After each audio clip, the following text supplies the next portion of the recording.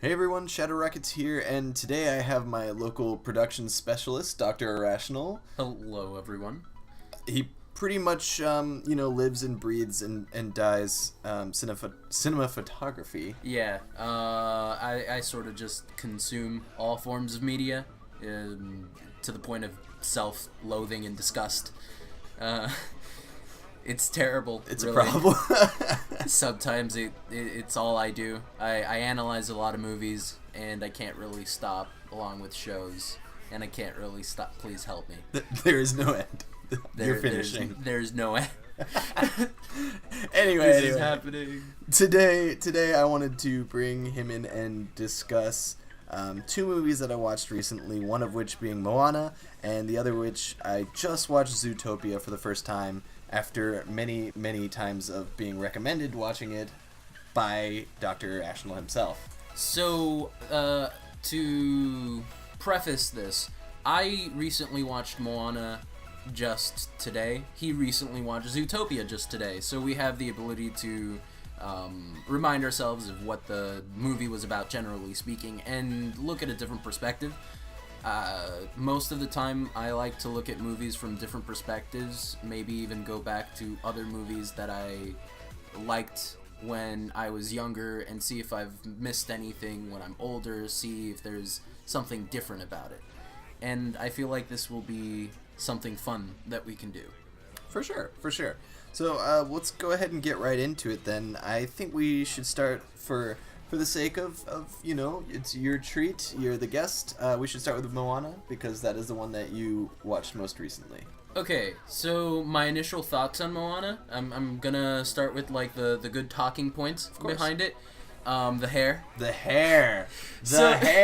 So I'm a sucker for really, really nice animated cinematography type things. I really enjoy pretty graphics, not in like games specifically, but just pretty graphics on a big screen. It really looks nice, and the hair was just so texturized, and it felt like, after suffering through every Ubisoft game ever made, yeah, it was like, oh my god, it's a breath of fresh air that they're not clipping through each other. This is real life. Like it was something that was so small but had so much detail that it felt important and big. It was a lot of moments in the movie that made it known that yes, this hair is real. And the hair was dynamic in that her hairstyle changed, not to, get stuck on hairstyles, but her hairstyle changed throughout the movie. Maui's hairstyle changed as well. He put on a bun in order to get serious when he was trying to fight that, like, weird crab thing. As is Polynesian tradition when you're fighting weird crab things. With a missing leg. Again, it's a weird movie. It's a fun movie.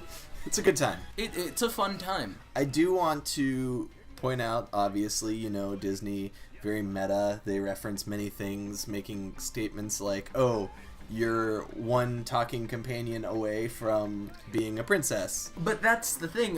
If we were actually look at it from a chronological timeline, they've only recently started doing that self-aware meta humor because they've been seeing that self-aware meta humor in media is starting to take over as we've reached a generation of nostalgia, where we're trying to look back in media to what built us up.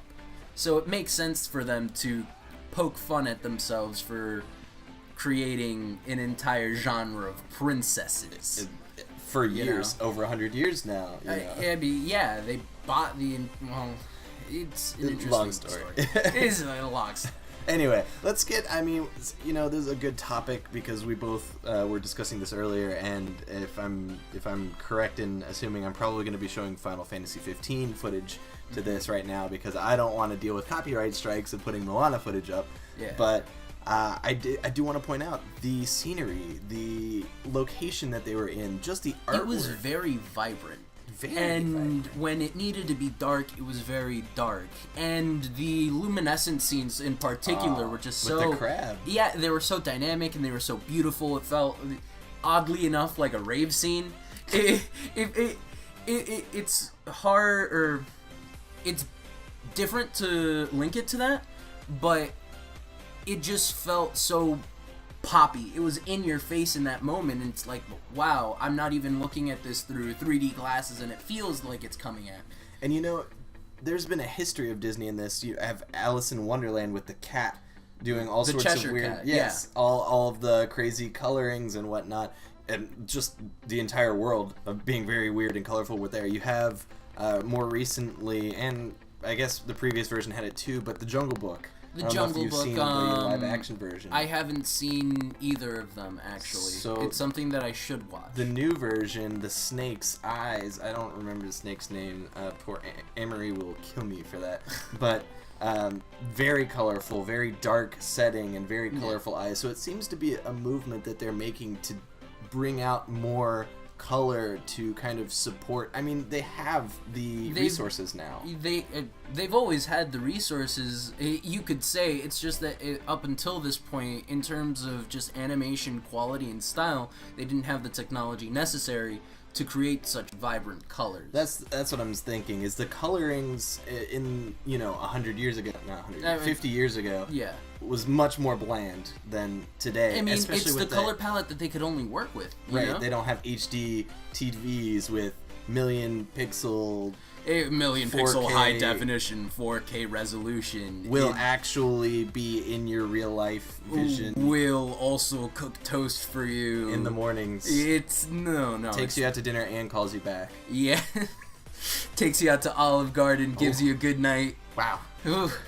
Anyway. Yeah. Anyway. I digress. Moving through the story of Moana, I don't want to give away any spoilers, but you brought up a good few points of the scenery, but also the animals and kind of the spirit.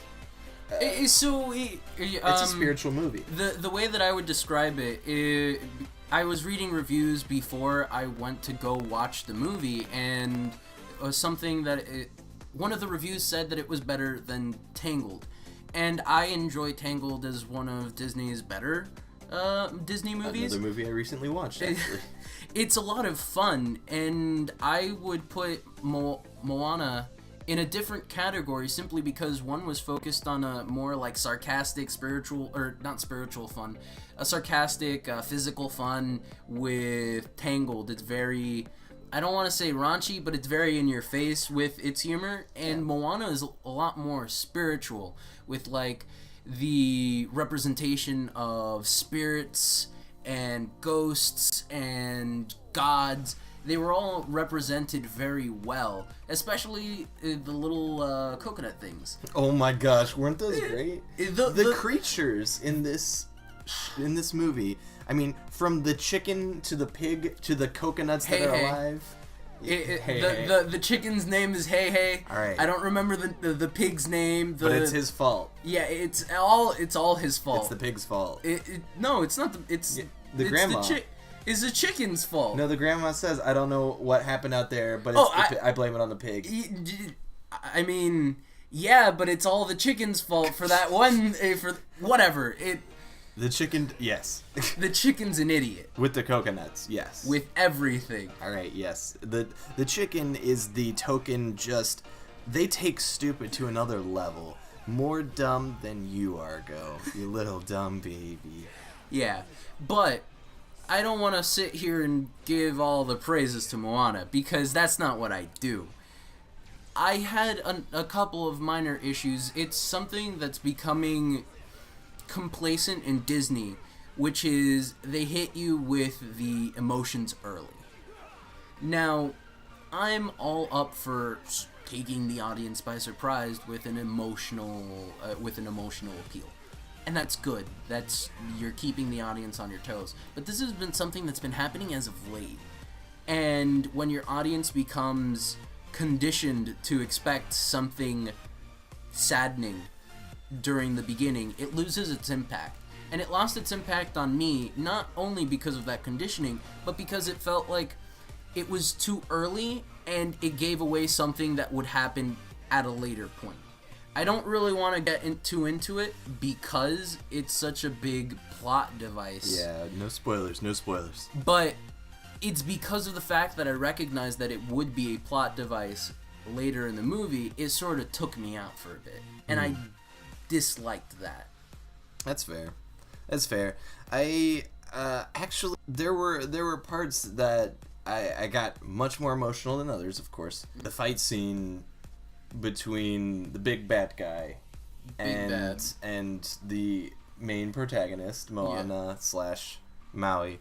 I thought that was an interesting battle because they kind of the trick shot. You know, they kind of faked us out. I was surprised that happened.